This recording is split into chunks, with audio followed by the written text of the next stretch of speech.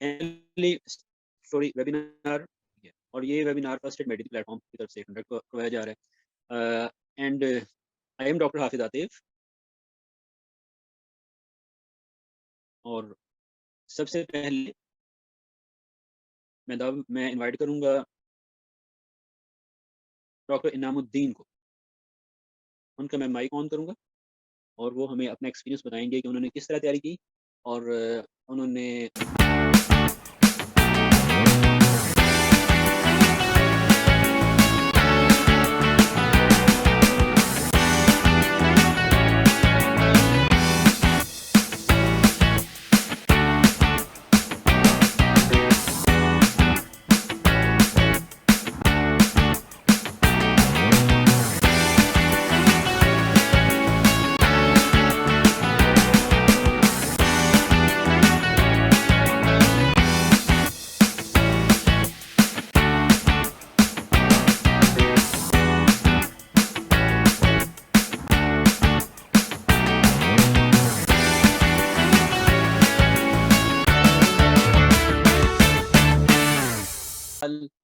की मेहनत की डायरेक्शन देते हैं कि आपने मेहनत करनी किस तरह, आपने सोर्सेज कौन से यूज़ करने हैं।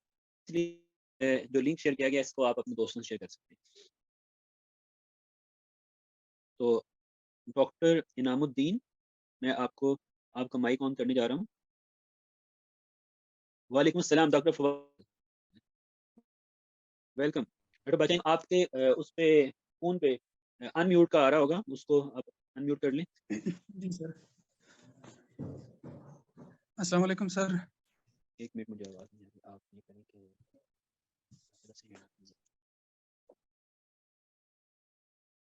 एक मिनट।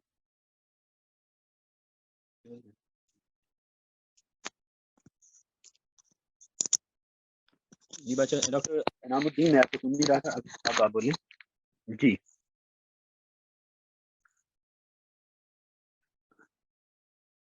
डॉक्टर इनामुद्दीन अनम्यूट करें अपना माइक।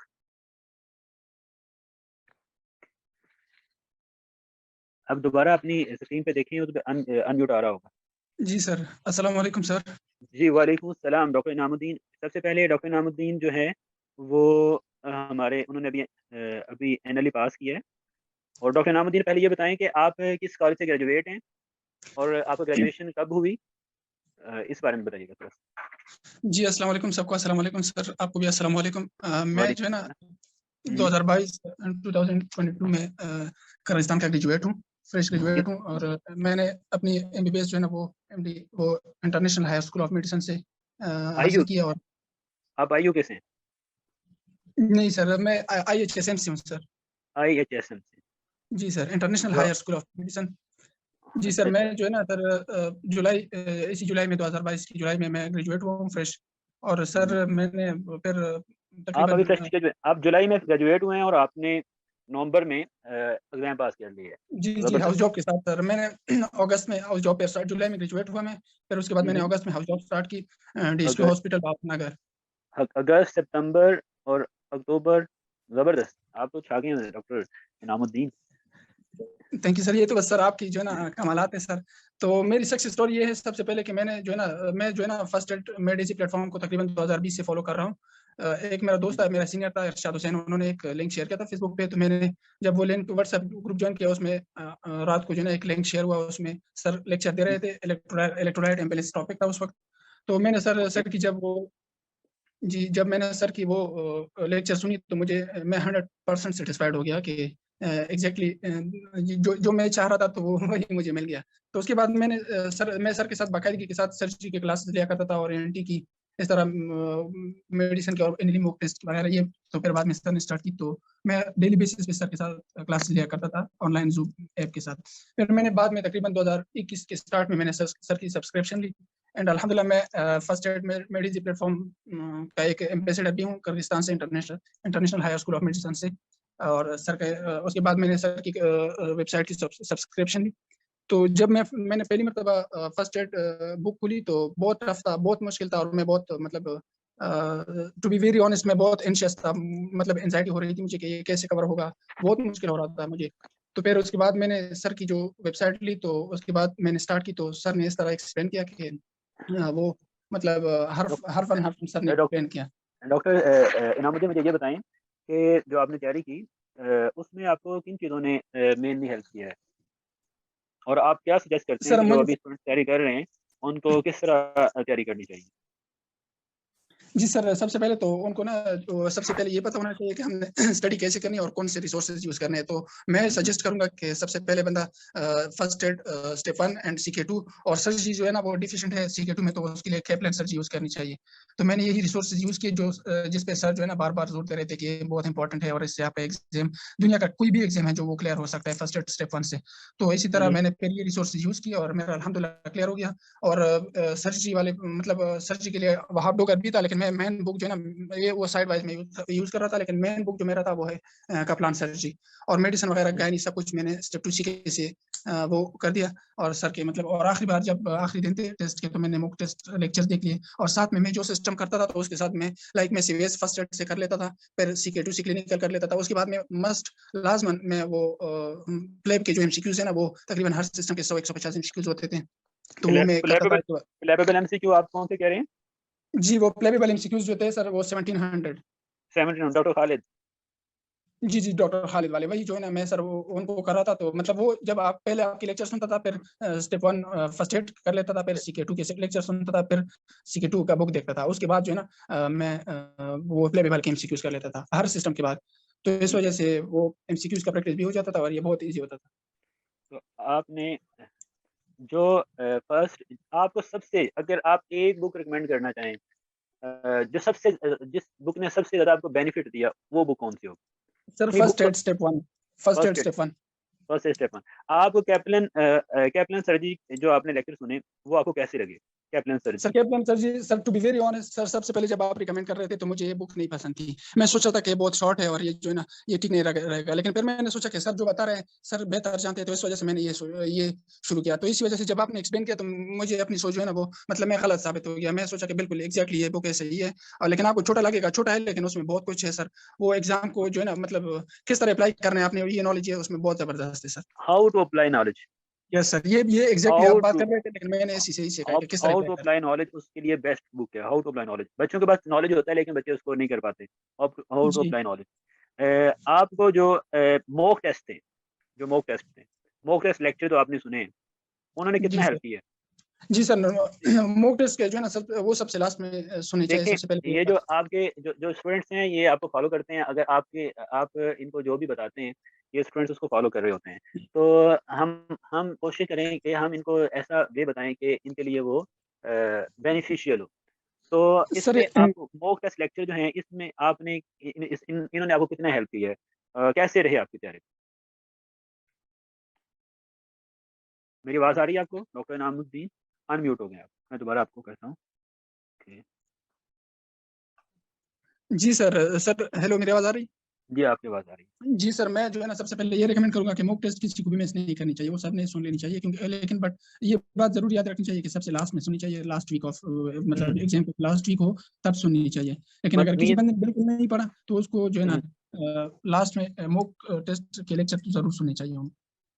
जी, डॉक्टर इनामुद्दीन ये कह रहे हैं कि जो मॉक टेस्ट लेक्चर्स हैं ये कंपल्सरी मतलब कि ये बहुत इंपॉर्टेंट है इसलिए सिखाते हैं कि आपने नॉलेज को अप्लाई किस तरह करना है। नॉलेज को अप्लाई करने वाली 2 चीज़ें आपको हेल्प करेंगी। एक ये है कि कैप्लन सर्जरी के लेक्चर जो हैं, ये आपको हाउ टू अप्लाई नॉलेज सिखाएँगे कि आपने अप्लाई किस तरह करना है और एक मॉक टेस्ट लेक्चर। लेकिन ये मॉक टेस्ट लेक्चर आपने करने ज़रूर हैं लेकिन लास्ट पे करने हैं। जी जब सर, आपकी ये बात तैयारी ज़रूर याद रखनी चाहिए कि लास्ट में लास्ट करनी क्योंकि बंदे के पास जब कंसेप्ट होगा तब उसकी बेहतर समझ आएगी उनको। बिल्कुल। तो सर सर हाँ, हाँ। सबसे और एक और इम्पोर्टेंट बात ये है कि सर जो आपने वो एक्सप्लेन किया हुआ है एनाटॉमी शेल्फ नोट्स, वो भी बहुत ज़्यादा हेल्पफुल है। उसकी जो है ना तकरीबन मैंने 10 एमसीक्यूज़ शेल्फ नोट से वो किए 10 टू 15 एमसीक्यूज़ मैंने उनसे किए सर। जी, ये anatomy shelf notes doctor Nizamuddin कह रहे हैं ये बहुत इंपॉर्टेंट है, तो आपने इसको भी अच्छी तरह करना है। जो सबसे इंपॉर्टेंट बुक है वो फर्स्ट स्टेप 1 है जिसमें आपकी जो फिजियोलॉजी, पैथोलॉजी, फार्माकोलॉजी, इम्यूनोलॉजी ये सब कुछ कवर होता है। डॉक्टर इनामुद्दीन एक बात बताएँ कि जी जो सर। आपने न्यूरो एनाटॉमी की है, neuro anatomy first step neuro anatomy, neuro को किस तरह न्यूरो एनाटॉमी आपको कितनी हेल्पफुल रही? Neuro anatomy, neuro physiology, neuro pathology जो आपने लेक्चर से की ये फर्स्ट स्टेप 1 की? क्योंकि सर ये बच्चों को मैं मुश्किल लगती है। बच्चों को मुश्किल लगती है, इसलिए मैं पूछ रहा हूँ। जी सर, ये बहुत मुश्किल भी है सच में, लेकिन न्यूरो एनाटॉमी जो है ना न्यूरोलॉजी न्यूरोलॉजी जो है ना वो हुँ, सबसे पहले फर्स्ट एड से करनी चाहिए। क्लिनिकली जो है ना वो बहुत ईज़ी है, लेकिन अगर आपको फर्स्ट एड वाली आती है तो उससे आपका जो है ना वो क्लिनिकल भी हो जाता है। मैंने जो है ना वो जो टॉपिक्स फर्स्ट एड में थे मैंने सिर्फ वही किए थे न्यूरोलॉजी के, मतलब पूरी न्यूरोलॉजी मैंने फर्स्ट एड से की थी। उसमें उसकी जो आप न्यूरोलॉजी क्लिनिकल थी वो मैंने सर सीके 2 से की थी, लेकिन जो टॉपिक स्टेप 1 में नहीं था वो मैंने सीके 2 से किया था। इट मीन कि आपको न्यूरो में कोई इश्यू नहीं हुआ, सीएनएस में आपको कोई कोई इश्यू इश्यू नहीं। वैसे सर उसके एमसीक्यूज़ भी कम आए थे टू बी ऑनेस्ट, लेकिन सर उसके अच्छा, जो एमसीक्यूज़ भी थे वो मुझे आते थे।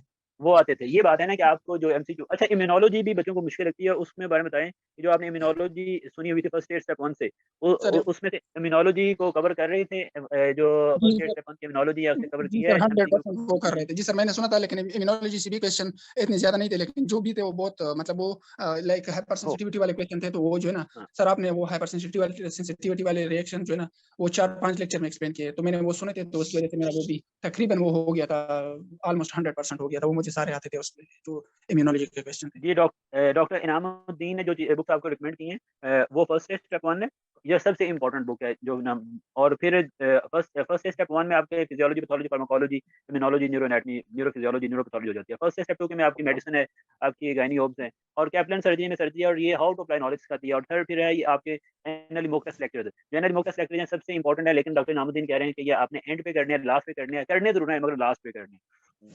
जी सर, ऐसे ही। डॉक्टर इनामुद्दीन आपने बीआरएस फिजियोलॉजी सुनी थी? या जी बीआरएस सर, क्या मैंने वो भी जी सर, वो मैंने सुनी थी हर सिस्टम वाइज़, लाइक मैं सीबीएस कर रहा था तो सबसे पहले वो जो है ना मैं फर्स्ट एड स्टेप 1 से, लेकिन वो पूरी नहीं सुनी थी मैंने। लाइक सीबीएस की मैंने सुनी थी और रेस्पिरेटरी की सुनी थी और एंडोक्राइन, ये तो कुछ सिस्टम्स की मैंने सुनी थी, लेकिन पूरी नहीं सुनी थी। मैं फर्स्ट एड को ही ज़्यादा और अपना मेन बुक समझता था कि फर्स्ट एड मेन ही है बुक सब से? कुछ। जी सर। तो डॉक्टर इनामुद्दीन जी 2022 के ग्रेजुएट हैं और जुलाई में ग्रेजुएट हुए हैं और 3 महीने बाद इन्होंने अगस्त में इन्होंने हाउस जॉब देखें हाउस जॉब में पढ़ना बहुत मुश्किल होता है। 22 में ये ग्रेजुएट हुए हैं जुलाई में और अगस्त में इन्होंने हाउस जॉब स्टार्ट कर ली है और नवंबर में 3 महीने में इनका एग्ज़ाम पास हो गया। तो ये एक बहुत फर्स्ट अटेम्प्ट है, बड़ी बात है। और जी सर, और जिस तरह एक और किर्गिस्तान बात के है। हालात जिस तरह किर्गिस्तान के हालात हैं ना स्टडी के, वाक़ई ये बहुत बड़ी बात है। जी जी सर, डॉक्टर इनामुद्दीन। जी सर, वो ये है कि डॉक्टर इनामुद्दीन आप अपने जूनियर को जो अभी किर्गिस्तान बच्चे पढ़ रहे हैं या एफएमजी में चाइना में पढ़ रहे हैं, क्या इनको एडवाइस करते हैं कि भई आके अपना 1 साल दोबारा पाकिस्तान में अकेडमी में ज़ाया करें या इधर से तैयारी करके जाएँ?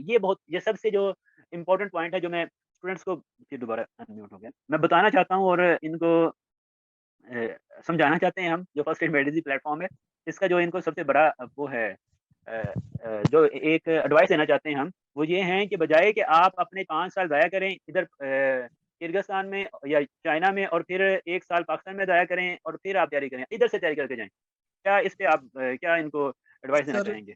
सर, मैं तो यही कहूँगा कि जो है ना आप अगर फर्स्ट ईयर में हैं तो आपको अपनी फर्स्ट ईयर की कोर्स आनी चाहिए, उसी वक़्त के साथ-साथ। अगर आप फर्स्ट ईयर की कोर्स नहीं करेंगे तो सेकंड ईयर में आपका जो बोझ है वो डबल हो जाएगा। इस तरह सेकंड, थर्ड, फोर्थ और फाइनल ईयर तक आपका बोझ डबल हो जाएगा। लेकिन अगर किसी बंदे ने थर्ड ईयर, फोर्थ ईयर तक स्टडी नहीं की है, बिल्कुल भी कुछ नहीं पढ़ा है, तो फिर अगर वो जो है ना ये प्लेटफ़ॉर्म ले fame first aid medicine platform, तो इज़िली वो एडजस्ट कर सकता है, वो सिस्टम एंटर हो सकता है।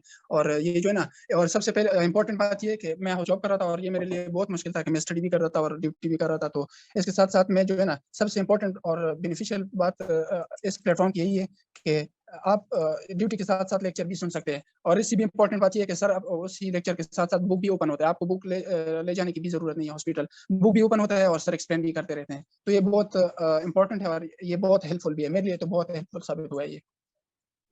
डॉक्टर इनामुद्दीन बहुत शुक्रिया आपने हमें जॉइन किया और अल्लाह ताला ने आपको कामयाबी अता की है और आपके टाइम का बहुत शुक्रिया। अल्लाह ताला आपको मज़ीद कामयाबी अता करे और जो आईएचएसएम के जो स्टूडेंट्स हैं जिन्होंने अभी जॉइन किया हुआ है उनके लिए डॉक्टर इनामुद्दीन ने आपको एडवाइस किया है, तो इंशाल्लाह जी, थैंक जी यू सो मच सर।